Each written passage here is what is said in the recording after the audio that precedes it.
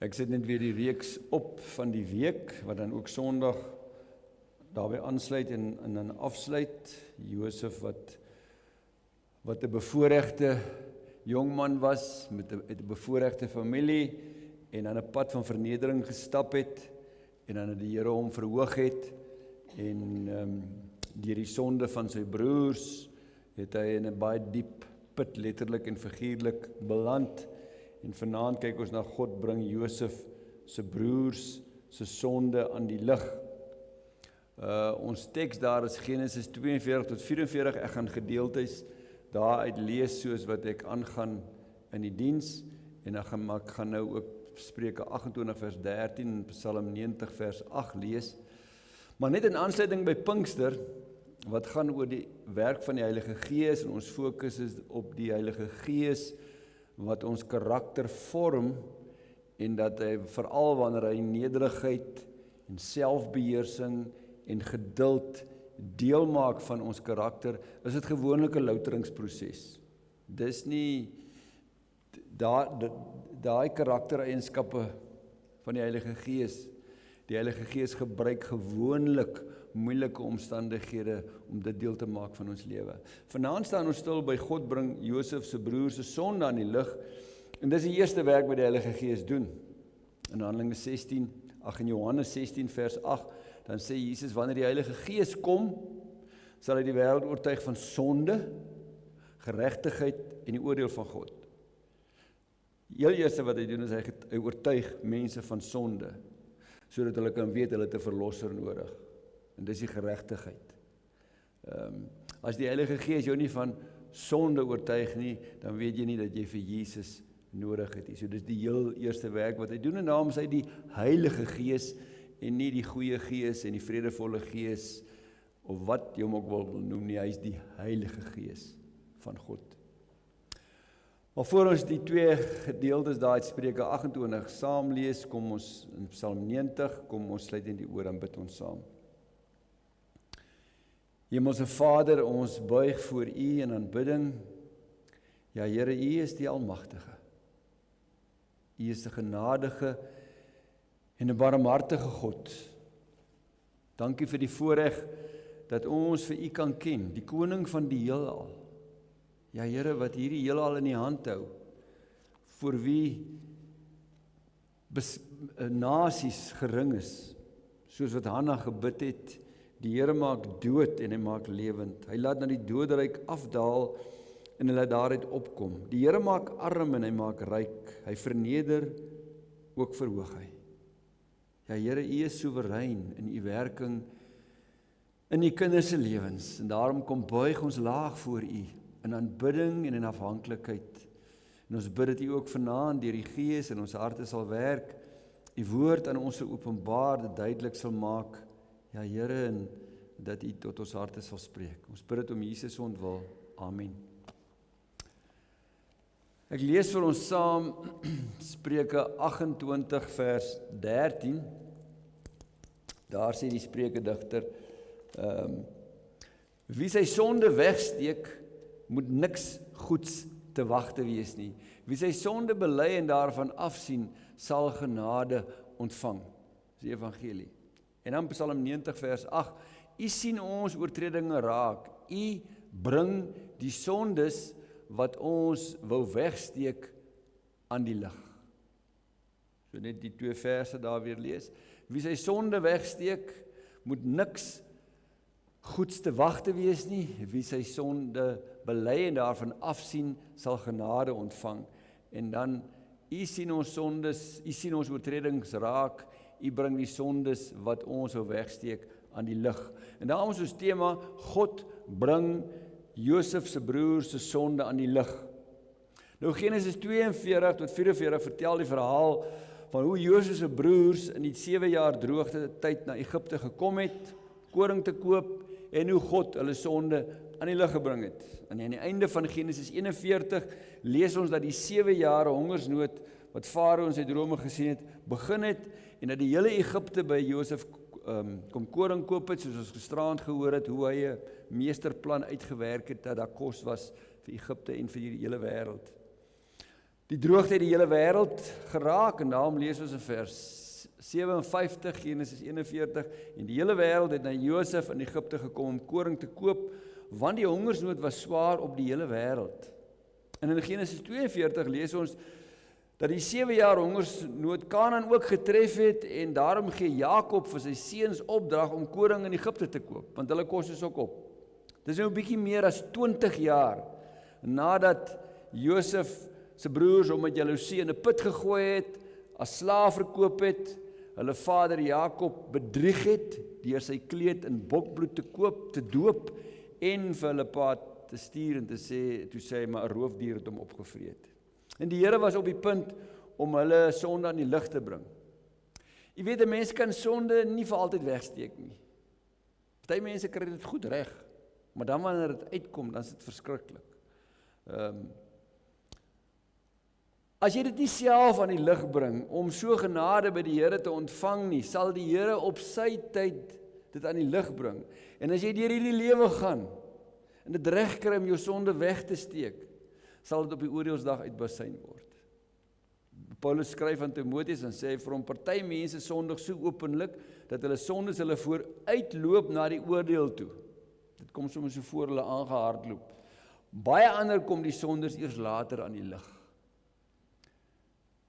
Josef was reeds vir 7 of dalk 8 jaar as eerste minister in beheer van Egipte, toe Jakob sy seuns na Egipte toe stuur om te gaan koring koop. So die droogte was toe al so die hongersnood was al toe vir 1 jaar of 2 aan die gang. Sodat ook nie hulle van die honger sterf nie. Ons lees 10 broers van Josef is toe weg na Egipte toe om koring te gaan koop. Jakob het nie vir Josef se broer Benjamin saamgestuur nie, want het hy gesê, net nou gebeur daar iets met hom.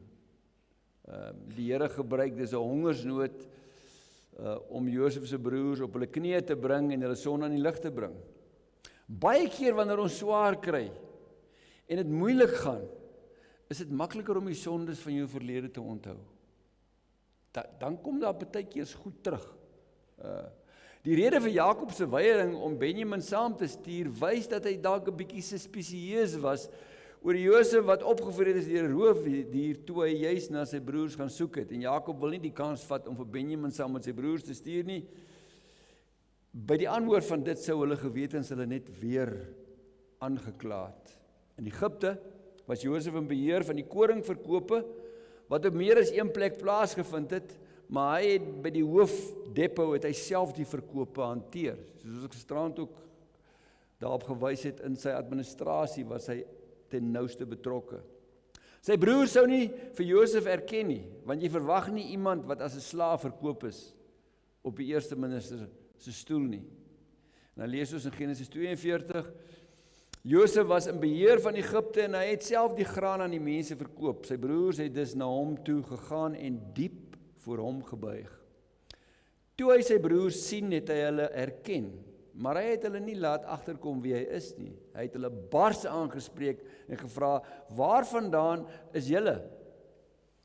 Hulle het hom geantwoord, "Ons is van Kanaan, ons kom koop graan." Josef het sy broers erken, maar hulle het hom nie erken nie. Hy het aan sy drome van vroeër gedink en vir hulle gesê, "Julle is spioene. Julle het net kom kyk waar die land maklik ingeval kan word." Maar hulle het vir hom gesê, "Nee meneer, ons is u onderdane. Ons het net kom graan koop. Ons almal het dieselfde pa, ons is eerlike mense, ons is nie spioene nie." Josef sê toe vir hulle, "Dit is nie. Julle het net kom kyk waar die land maklik ingeval kan word." Hulle het geantwoord, "Ons was 12 broers, ons het dieselfde pa, man in Kanaan, die jongste is nou nog by hom en die een leef nie meer nie." Toe sê Josef vir hulle, "Julle is wat ek vir julle gesê het, julle is spioene. Hieraan sal ek julle toets, so seker as die farao leef, julle sal nie hier weggaan voordat die jongste broer hierheen gebring is nie. Stuur een van julle om hom te gaan haal, julle ander sal gevange gehou word. So sal ek vasstel of julle die waarheid praat of nie. So seker as die farao leef, julle is spioene." En Josef het hulle 3 dae lank aangehou in die gevangenis. Dit moes 'n aansienlike skok vir hulle gewees het. Josef se gedagtes het waarskynlik ver teruggegaan met die wete dat die Here sy droom as 17-jarige seun waargemaak het. Die droom waar hy gesien het dat hulle gerwe, sy gerf regop staan en hulle gerwe buig voor hom, ook so die son en die maan en die sterre, want hulle het almal laag voor hom gebuig. Die Here is getrou aan sy woord en beloftes wat hy aan sy kinders maak, en hy sal dit waar maak al neem dit meer as 20 jaar, soos in die geval van Josef. Baie van die beloftes in die Ou Testament, 100 jaar, 200 jaar, 700 jaar. Die Here is getrou. Hy kom sy beloftes na.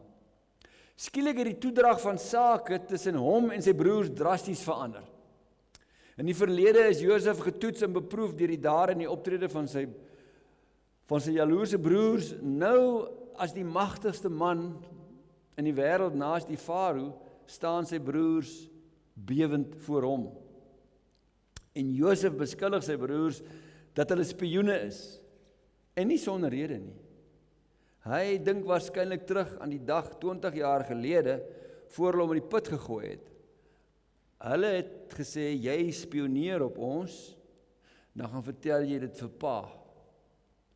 En toe hy by hulle aankom daar by Dothan, het hulle vir hom gesê, jy kom al weer op ons spioneer. En hy sê, nee, pa het my gestuur om te hoor hoe dit met julle gaan. En het hom nie geglo nie. Sy weergawe het op dowe ore geval. Daarom het Josef aangehou om hulle te beskuldig dat hulle spioene is. En hulle mag nie teruggaan voordat hulle nie hulle jongste broer gaan haal nie. Een moet teruggaan en die res gaan hy as gevangenes agterhou om te bewys hulle praat die waarheid. Dit moes 'n geweldige skok vir hulle gewees het. En dan laat Josef hulle vir 3 dae opsluit. Miskien het hy gedink aan die angs en die vrees wat hy gehad het toe hy 'n slaaf verkoop is en in die tronk tyd wat hy in die tronk moes deurbring, 13 jaar. Na 3 dae in die gevangenis het Josef sy broers 'n nuwe voorwaarde gegee. Hy laat kom hulle toe uit. Hy sê vir hulle, ek dien God, op hierdie voorwaarde kan julle lewe. As julle eerlike mense is, moet een van julle in die tronk agterbly. Julle ander moet dan graan wegbring vir julle honger huismense. Dan moet julle julle jongste broer na my toe bring. Dan sal ek julle glo en julle sal nie sterf nie. Hulle het ingestem. Deur Josef se woorde het die Here die broers se sonde helder teruggebring in hulle geheue. Sy beskuldiging dat hulle spioene is, het hulle waarskynlik herinner aan wat hulle vir Josef gesê het.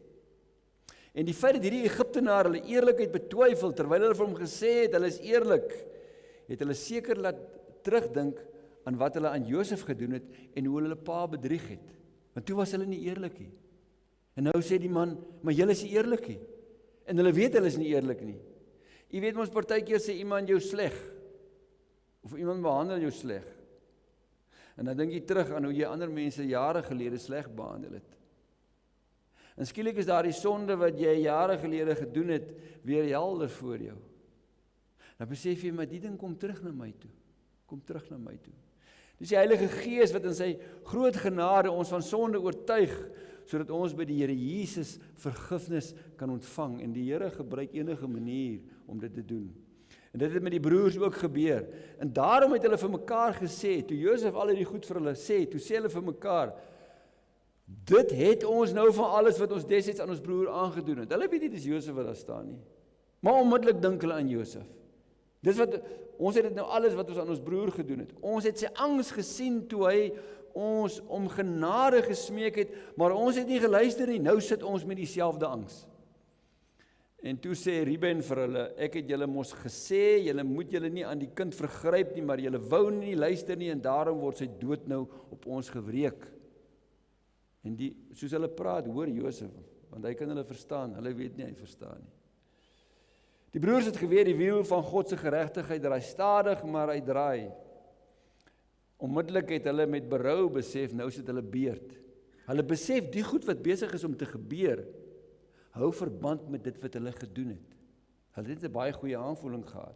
Die Bybel sê nie verniet vir ons, moenie jouself mislei nie, God laat nie met hom spot nie, wat 'n mens saai, dit sal hy ook oes. gaan nie dat die Here jou nie vergewe nie. Dit gaan net daaroor dat as jy lank genoeg saai, dan kom daar goed op en dan draai jy die vrug daarvan.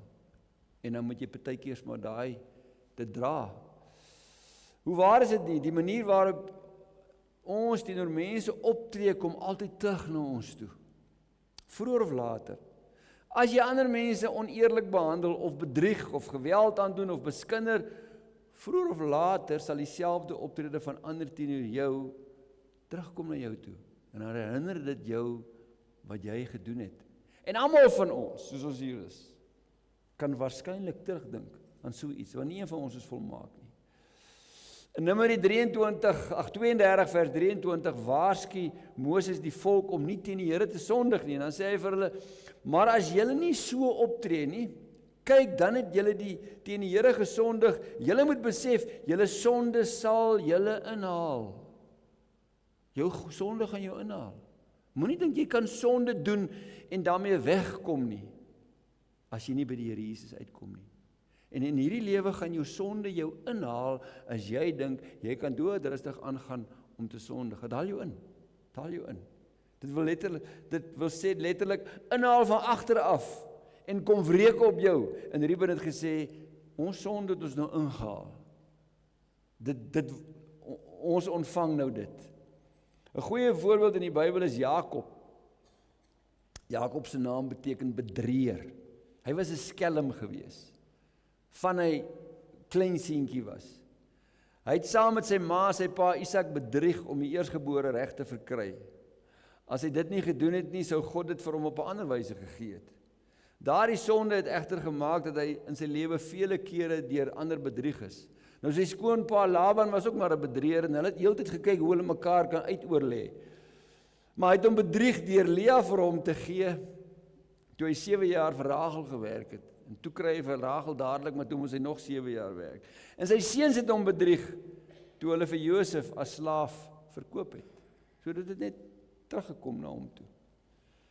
Terug by Josef, Josef het deur 'n tolk gepraat met sy broers, so het hulle nie geweet, hy kon hulle verstaan nie. Ons lees dat Josef weggegaan het om te gaan huil, toe hy sy broers hoor. Waarskynlik was daar trane ook van blydskap, omdat hy berou by hulle bespeer het, maar hy was nog nie seker is regtig berou nie. Hy wou hulle eers toets.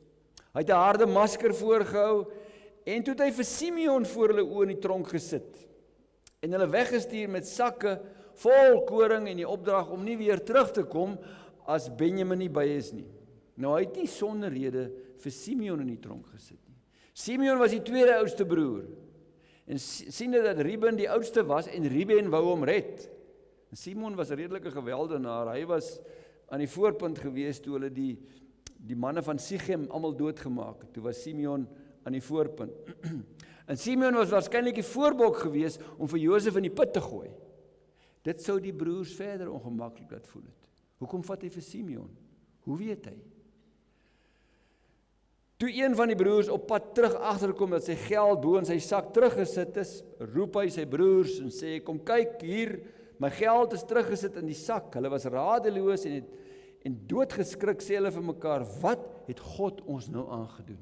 Jy sien, hulle besef die Here is besig hier. Hulle besef dit. Terug by die huis het hulle gevind dat almal se geld in hulle sakke teruggesit was. Hulle en hulle pa was baie bang toe hulle dit sien. En toe sê Jakob iets wat nog verder in hulle gewetens moes ingesny het. Hy sê vir hulle, julle maak my kinderloos. Josef leef nie meer nie. Simeon is nie meer hier nie. En nou wil julle nog vir Benjamin ook wegvat. En ek ly daaronder. Dit moes hulle net verder in hulle gewete ingebrand het. Ruben het toe vir sy pa gesê, dat hy verantwoordelikheid vir Benjamin sal aanvat, maar Jakob het geweier. Hy het gesê, hulle moet weer teruggaan, dat het kos nodig. Want die man, hulle gaan nie kan teruggaan as Benjamin nie by is nie. En Ruben sê toe, hy sal kyk dat dit goed gaan met Benjamin, maar Jakob het geweier. Die koring het toe opgeraak, en die hongersnood was ver van oor af, en uiteindelik gee Jakob in en stuur toe vir Benjamin saam met sy broers na Egipte. Nadat Juda, is interessant, toe kom Juda, toe kom hy na vore, en toe sê hy, maar hy sal waarborg staan, met sy 2 seuns, dat hy vir Benjamin sal terugbring. Ons lees in Genesis 43 vers 9, ek waarborg hy sal terugkom, pa kan hom van my eis, as ek hom nie vir pa terugbring, en hom hier voor pa laat staan nie, sal ek vir altyd by pa in die skuld wees. Jakob het ook nie meer 'n keuse gehad nie, want hulle gaan almal doodgaan van die honger. Hy het ook die geld wat in die sakke was, het hulle weer teruggesit en 'n klomp geskenke saamgestuur. En toe hulle in Egipte kom, het die amptenaar net vir hulle gesê, die geld was 'n geskenk van God. So die goed moes vir hulle baie vreemd gewees het. Simeon is uit die tronk uitgehaal, by hulle aangesluit, en hulle is na Josef se huis geneem, waar hulle die middag saam met hom sou eet. En baie interessant, toe Josef inkom, bring hulle vir hom die geskenk wat hulle saamgebring het na die huis, toe buig hulle diep voor hom. Josef het hulle toe gevra hoe dit gaan. Hy het gevra, hoe gaan dit met julle pa wat so oud is en van wie julle my vertel, leef hy nog? Hulle het geantwoord, dit gaan goed met u, onderdaan ons pa. Hy leef nog. Hulle het voor Josef gebuig en hom so geëer. Toe Josef sy broer, sy ma se seun Benjamin raak sien, vra hy, is dit julle jongste broer van wie julle my vertel het? En Josef sê vir hom, my seun, God sal jou genadig wees. En toe het hy weer vinnig hastig pad gegee. En hy het eenkant gaan huil. En toe het hy sy gesig gewas en teruggekom. En toe onthaal hy hulle vir ete, 'n feesmaal. En hy het hulle laat sit van oud na jonk, presies van oud na jonk. En Benjamin het 5 keer soveel kos gekry soos die ander. So hulle het gesien, hulle sit nou Reuben en dan sit Simeon, dan sit hulle van oud tot jonk daar. So hulle moes regtig gewonder het wat gaan aan. Verstom deur die goedheid van die eerste minister van Egipte, het hulle die volgende oggend ligdag met sakke vol kos vertrek, maar nie voordat al die manne se geld in hulle sakke, asook Josef se silverbeker, jy ken die storie, bo in Benjamin se sak gesit is nie. Min het hulle geweet dat Josef hulle 'n laaste keer sou toets, en die gaan 'n baie erge toets wees. In opdrag van Josef het sy hoofamptenaar hulle agterna gesit en hulle beskuldig dat hulle Josef se goedheid beantwoord het met boosheid en dat hulle sy silverbeker gesteel het waaruit hy voorspellings doen. Hulle het hulle self onmiddellik verontskuldig deur te wys dat hulle al die geld teruggebring het. Hoekom sal hulle dan nou goud of silwer steel weer? En dan sê die broers, die een by wie u iets van u hoof gekry word, kan doodgemaak word en ons sal dan die slawe word. Die hoofamptenaar het geantwoord, goed en reg, dit sal wees soos julle sê, maar net die een by wie die beker gekry word, sal my slaaf word. Julle anders sal onskuldig wees. Toe het elkeen gou sy sak op die grond neergesit en dit oopgemaak. Die hoofamptenaar het dit deursoek. Hy het by die oudste begin en by die jongste sin laaste uitgekom. En die beker in Benjamin se sak gekry. Toe skeer hulle klere. Elkeen het weer sy donkie gelaai en hulle omgedraai stad toe. Nou kan hulle almal teruggaan, maar Benjamin gaan agterbly. Josef wou sy broer se gesindheid toets, of hulle dit weer oor hulle hart sou kry om 'n broer te verraai. Hulle het hom verraai. Nou wil hy kyk wat gaan hulle maak met hulle jongste broer. Hierdie keer het dit vir hulle maklik gemaak. Hulle hoef hom nie te verkoop nie. Hulle kan net as vrymans gaan en vir Benjamin as 'n slaaf agterlaat. Sien hy dit fyn beplan. Dit moes hulle met pyn herinner het hoe hulle broer Josef as slaaf verkoop het. Maar die keer is hulle gesindheid anders. Die Here het hulle harte sag gemaak, waarskynlik omdat hulle in hierdie 20 jaar hulle gewete hulle nooit opgehou het pla nie. Hulle het hulle klere geskeur, terug by Josef se huis, het hulle op die grond voor hom neergeval. En op Josef se vraag, hoekom het hulle so dwaas opgetree om sy beker te steel, dan kom daar 'n aangrypende sondebelydenis van Juda namens die broers. En nog steeds weet hy nie dis Josef nie. Hy sê, wat kan ons vir meneer sê? Wat kan ons antwoord? En hoe kan ons onsself verontskuldig? God het ons sonde aan die lig gebring. Hier is ons is meneer se slawe, ons almal saam met hom by wie die beker gekry is. Maar Josef sê nie, hy aanvaar nie dit nie. Hy sê, dit laat ek nie toe nie, die een by wie die beker gekry is, sal my slaaf word, en julle kan ongehinderd na julle pa toe gaan. Juda het toe aangebied om as slaaf agter te bly, sodat Benjamin vrygelaat kan word, want hy sou dit nie kon verdra, dat so in smart sy pa vir 'n tweede keer tref nie. En dan sê hy, hou my daarom dan nou hier as meneer se slaaf in die plek van die seun, maar laat hy saam met sy broers teruggaan. Hoe kan ek sonder die seun by my pa aankom? Ek sal dit nie kan verdra om te sien dat so 'n smart omtref nie. Die broers se berou en sondebelydenis was in Josef se oë opreg. Een keer het hulle broer as slaaf verkoop, die tweede keer is hulle bereid om hulle vryheid prys te gee terwille vir hulle jonger broer. Ons teksvers was, wie sy sonde wegsteek, moet niks te goeds te wag te wees nie. Wie sy sonde bely en daarvan afsien, sal genade ontvang. En baie keer van 'n tyd, dan kom sit die Here sy vinger op sonde in jou lewe. En as die Here sy vinger op sonde in jou lewe sit, wat onbely is, en wat diep weggesteek is, moet jy dit uithaal, en moet jy dit bely.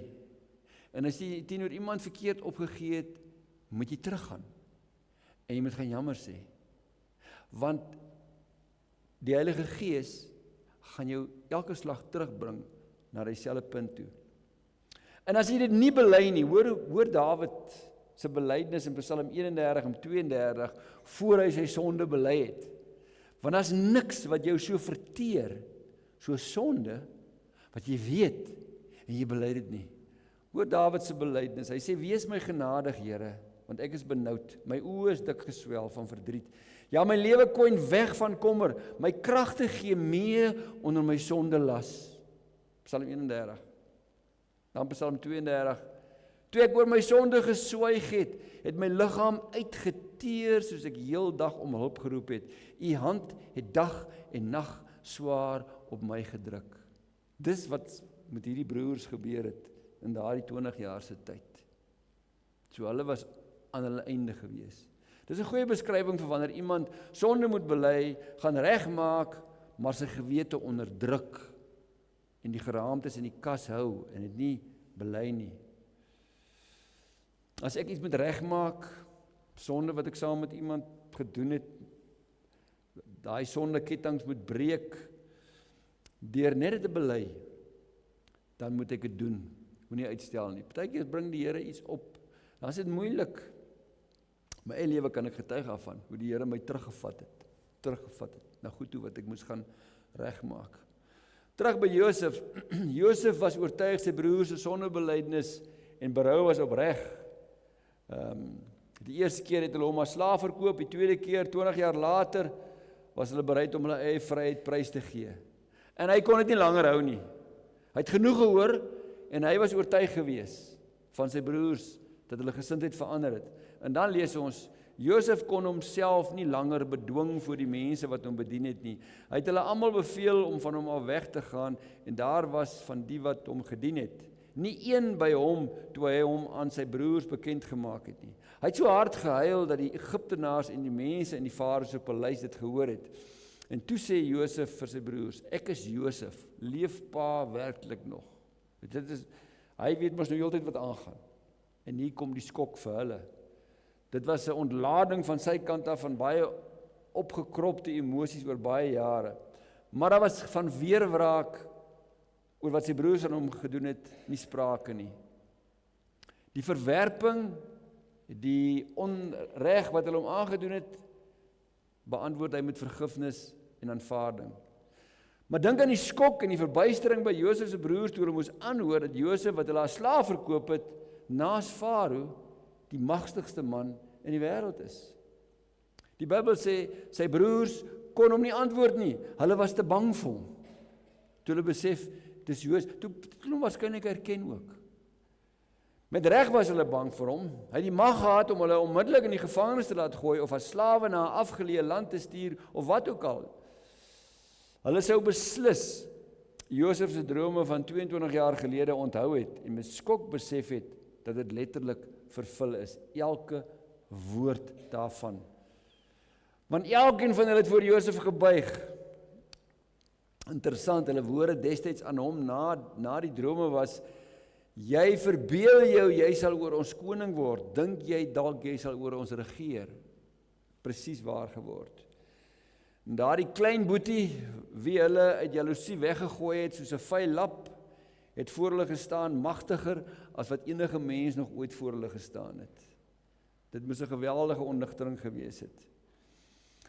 Hulle moes in daardie oomblikke van skok en verbuistering vergeet het, waarskynlik van die berou wat hulle gehad het, en die sondebelydenis wat Juda gedoen het. Want hulle het nie vir een oomblik gedink hulle staan voor Josef nie. Maar Josef het voor hulle gestaan sonder bitterheid, sonder vergelding, sonder weerwraak, soos die vader wat die verlore seun ontvang het. En Josef se broers was te verskrik om te reageer op sy bekendmaking. Daarom sê Josef vir hulle, kom gerus na my toe. En toe hulle bang nader kom, stel Josef hulle gerus. Hy sê, ek is julle broer Josef, julle het my verkoop en ek is Egipte toe gebring, maar julle moet nou nie sleg voel of bang wees omdat julle my verkoop het nie, want God het my voor julle uitgestuur om lewens te red. Jy sien, Josef het dit verstaan. Hy het God se hand gesien in alles wat gebeur het. Deur dat hy as slaaf verkoop is, deur Potifar se huis, deur die tronk, hy het God se hand gesien. Dis hoekom hy aan God getrou gebly het. Dis hoekom God hom geseën het.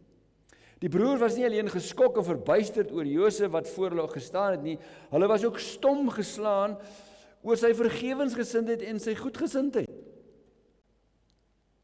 Dis baie duidelik uit sy antwoord dat hy God se hand agter alles in sy lewe gesien het. Hy het geweet sy broers het verkeerd opgetree, maar ook dat God in beheer is.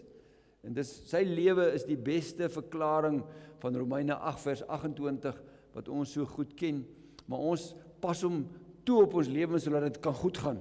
Josef pas hom toe om te sê, die slegte dinge wat met my gebeur, laat die Here ten goeie meewerk. Ons weet dat God alles ten goeie laat meewerk vir die wat hom liefhet, die wat volgens sy besluit geroep is. Luister dan na Josef se verduideliking van die gebeure van die afgelope 22 jaar. Dan sê hy vir sy broers, dis nie julle wat my hierheen gestuur het nie, maar God. Hy het my laat aanstel as die Farao se raadgewer en as bevelhebber oor sy huis en as regeerder oor die hele Egipte.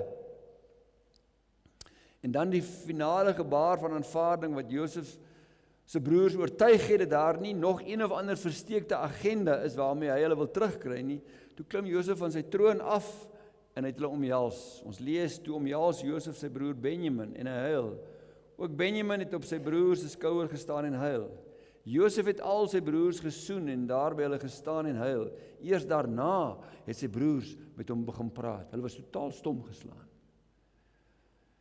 As regeerder wat 'n noodplan gehad het vir Egipte en vir die wêreld, het klare plan uitgewerk vir sy broers en vir sy pa.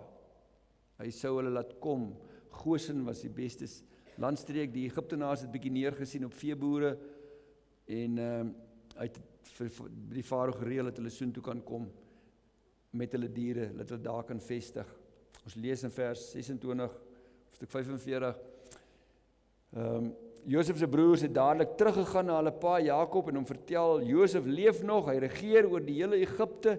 Jakob was stom geslaan, hy het hulle nie geglo nie. Maar toe hy nou al die persente sien wat Josef saamgestuur het, toe sê hy, okay, maar hier moes regtig iets gebeur het.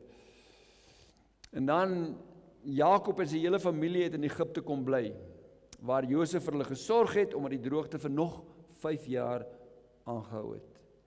Josef en Jakob, pa en seun, ontmoet mekaar weer in al die jare. Ons lees, toe Josef hom sien, het hy hom omhels en langs toe gestaan en huil. Toe sê Israel vir Josef, nou kan ek maar sterf. Ek het jou gesien, jy lewe nog. Wat is die grootste les wat ons leer van die wyse waarop Josef sy broers behandel het? Josef leer ons om op 'n goddelike wyse te vergewe wanneer mense na aan ons onregverdig behandel, omdat ons God se hande aansien. Dis moeilik. Vertel van Hudson Taylor, 'n sendeling in China, dat as mense na hom toe gekom het en hom aangeval het en vervolg het, dan het hy gesê, dan het hy nie teen hulle vasgekyk nie. Hulle is nie die boodskappers. Hy het geweet God is in beheer. Maak nie saak wat na sy kant toe kom nie. Josef stel vir ons 'n voorbeeld van ware Bybelse vergifnis en versoening. 'n Christen se vergifnis moet altyd onvoorwaardelik wees, ongeag wie die persoon is of wat hy gedoen het. Nou dis moeilik. Dis maklik om daaroor te preek, is 'n ander ding om dit uit te leef.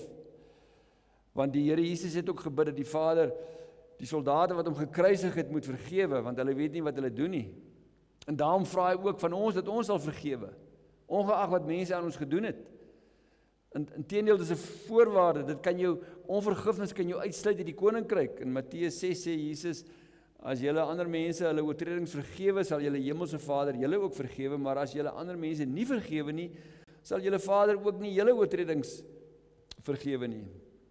So broers en susters, vergifnis is nie onderhandelbaar nie, want onvergewensgesindheid hou jou uit die hemel uit. Dis 'n bewys dat jy nog nie vergifnis by God ontvang het nie. Ek het dit al vertel van 'n ou oom daar in Napier. Sy broer het vir hom gesorg, maar daar was iets gewees wat hy teen sy broer gehou het, en sy naam was oom Piet, en sy broer was oom Jan, en ek het by oom Piet gesit en ek gesê, oom Piet, jy moet oom Jan vergewe. Toe sê hy vir my, hy kan nie. Toe sê ek, as jy nie vir oom Jan vergewe nie, dan gaan die Here jou nie vergewe nie. Toe kyk hy my so, toe sê, dan moet hy nie. Dan sê hy baie hard. By Josef leer ons ook verder, dat wanneer 'n broer in Christus voor my staan met berou oor sy sonde, dan moet ek hom onvoorwaardelik vergewe en aanvaar, en hom terug verwelkom. As iemand na my toe kom met berou, moet ek hom onvoorwaardelik vergewe. Ek moet almal vergewe, maar as daar nie ware berou is nie, kan daar nooit regtig versoening plaasvind nie. Ek dink ons skiet baie keer ver te kort. Wat sou ek en u gedoen het as ons in Josef se skoene was? Dalk sou ons verlekker het in die gunstige posisie op ons verhewe troon, en ons sou net gesê, wie die laaste lag die lekkerste. Josef se vergifnis kon ook anders gewees het. Josef kon sy broers anders vergewe het. 'n Amptelike kennisgewing, gelees deur 'n amptenaar. En dan kon hy daarby gevoeg het dat hy sy broers ter wille van reg en geregtigheid, dat so iets nie weer gebeur nie, net vir die helfte van die termyn van 13 jaar in die tronk sit en dan het vrykom. Want dan geskied geregtigheid. Hy kon dit gedoen het, en dit sou reg gewees het. Of Josef kon sy broers vergewe het, en net vir sy pa Jakob en sy broer Benjamin genooi het om by hom te kom bly. Want sien, hy kry te seer wanneer hy in hulle gesigte vaskyk. Elke keer wanneer hy hulle sien, dan maak dit die rou wonde oop van die onreg wat aan hom gedoen het. Klink dit vir u bekend? Maar Josef doen nie dit nie. Hy vergewe hulle, en hy verwelkom hulle, en hy versoen met hulle. Josef het elke slag die tweede myl gestap, toe hy sy broers met waans en geskenke weggestuur het, op pad terug Kanaan toe, om vir hulle pa die goeie nuus mee te deel, dat Josef die eerste minister van Egipte is, en dat hulle almal soontoe moet kom, het hy geweet, as sy broers nou teruggaan, dan gaan hulle begin twyfel. Het hy ons regtig vergewe? En dan sê hy vir hulle, moenie langs die pad bang word en begin twyfel nie. Moenie begin twyfel nie. Ek het julle vergewe. Josef het geweet, as hulle weer begin terugdink aan die onreg wat hulle aan hom aangedoen het, gaan hulle begin twyfel of hy hulle regtig vergewe het. En of hy nie dalk van plan verander het nie. En dan is dit baie interessant, wanneer Jakob sterf, hy sterf 17 jaar nadat hy in Egipte aangekom het. En sy seuns in Egipte kom bly het. Dit is 39 jaar nadat hulle hom as slaaf verkoop het. So 17 jaar terug het Josef hulle vergewe. En wanneer Jakob sterf, vra Josef se broers vir mekaar. Na hulle pa se dood het Josef se broers gevra, en as Josef nog steeds 'n grief teen ons het, en ons nou gaan terugbetaal vir al die kwaad wat ons hom aangedoen het? Hulle het gedink, Josef is hulle net genadig. Van hulle het gewonder, doen hy nie maar ter wille van pa nie. Na 17 jaar was die vergifnis wat hy hulle aangebied het nog steeds vir hulle te goed om waar te wees. Dan stuur Josef se broers vir hom 'n boodskap, 17 jaar nadat hy hulle vergewe het.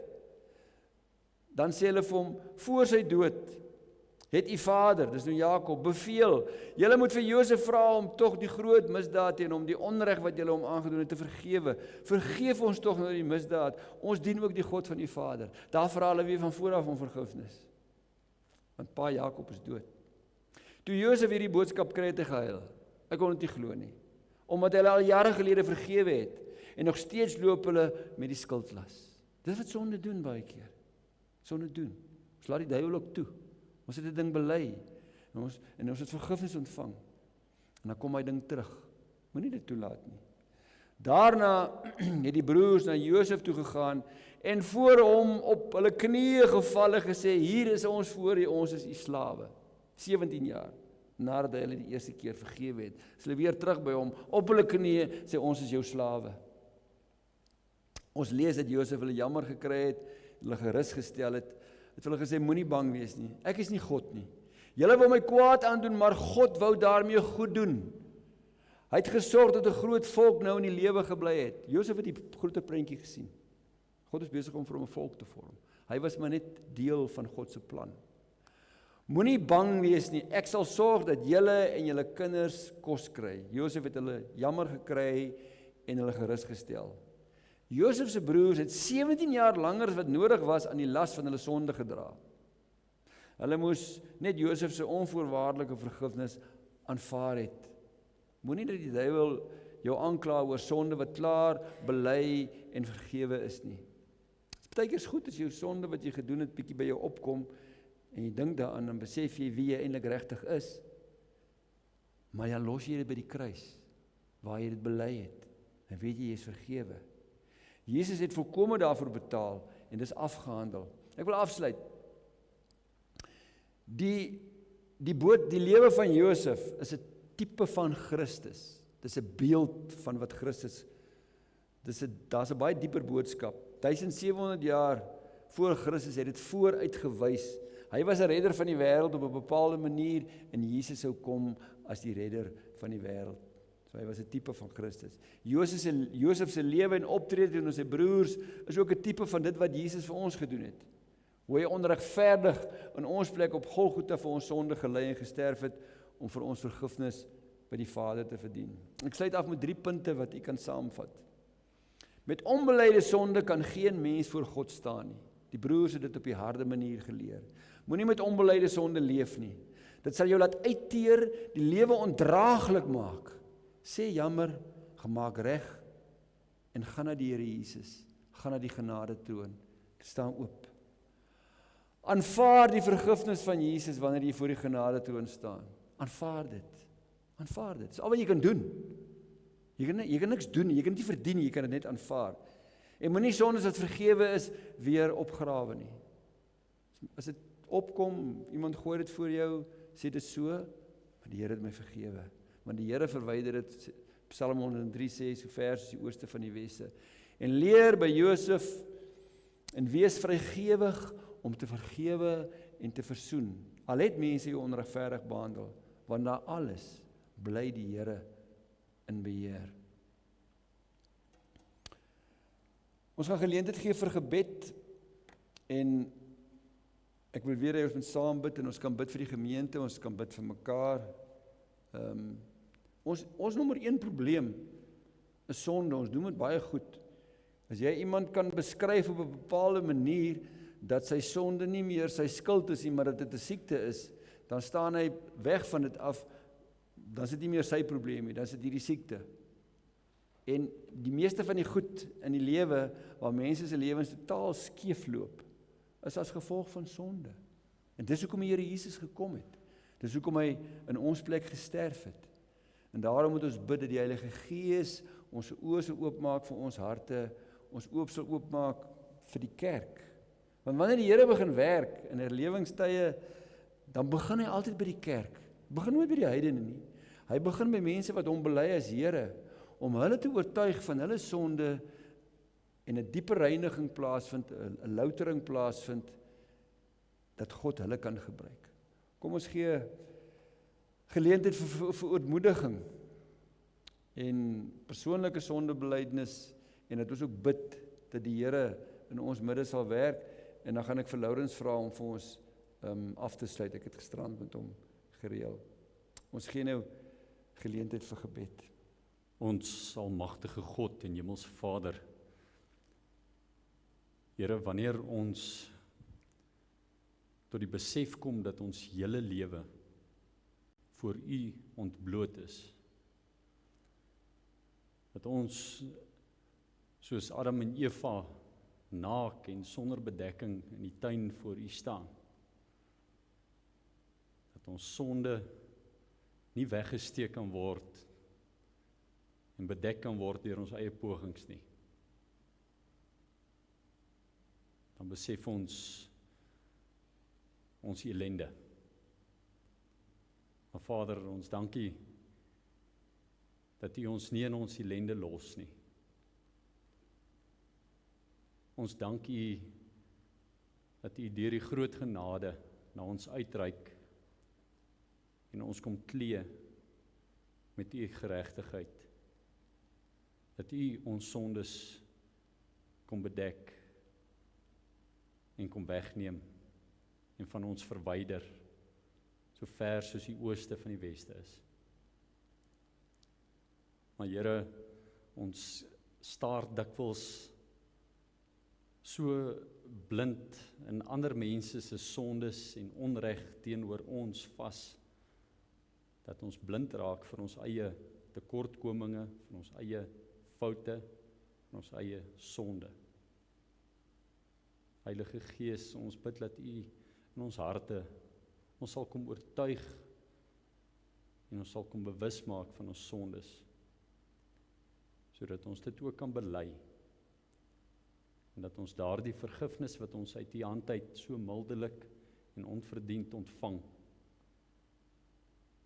ook aan ander kan skenk en ook aan ander die goeie nuus van vergifnis van sondes en bevryding van die ewige dood kan verkondig. Here, al hierdie dinge kom vra ons nie sodat ons goed kan voel of sodat ons beter mense kan wees nie, maar alles moet wees tot U eer en tot U verheerliking.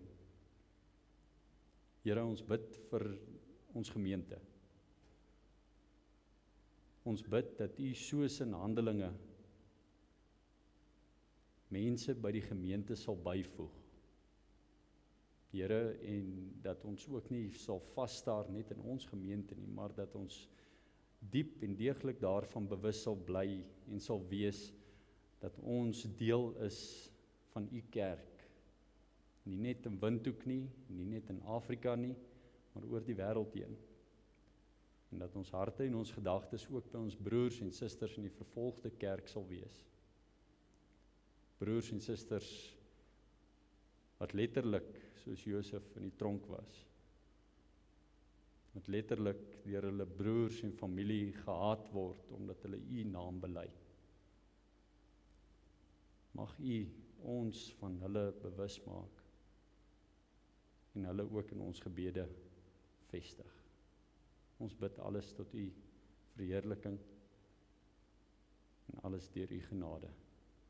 Amen.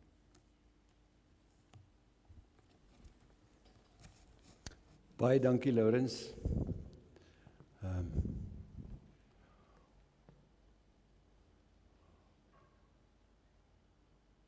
Ons slotlied is Vonk 113, Kom Heilige Gees. Daar is 'n keervers, en dan is dit vers 1, en dan is daar weer 'n keervers, en dan is dit vers 2, en dan weer 'n keervers. Dis soos ek het dit daar nie. Jy het ook so. Goed. Voor ons saam sing, daar is vanaand lasagne te koop op die kerksaal se stoep. Ek wil vir almal wat die kos gemaak het sê baie dankie. Ek het baie lekker geëet die week. Kom ons sing Vonk 113, die 2 verse met die 3 keervers.